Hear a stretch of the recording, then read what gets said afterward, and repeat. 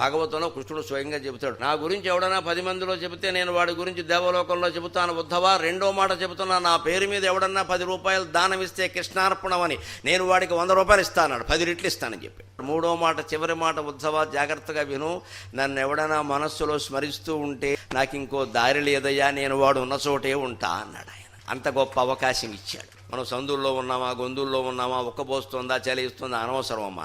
మనసులో గోవిందనామస్మరణ మానకుండా ఉంటే చాలు. అప్పుడు మన ఆరోగ్యాన్ని ఆయనే కాపాడుకుంటాడు. ఇంత సులభమైన ఉపాయాలున్నా ఏమీ చేయక్కల, మనసులో స్మరిస్తే చాలన్నాడు. దానికి కూడా బద్ధకమై కొంతమంది మహానుభావులు ఎలా ఉంటారంటే, ఆ స్మరించాలన్నా కూడా దేవుడు అనుగ్రహించాలి, బద్ధకం మేళం అంటారు వీళ్ళని.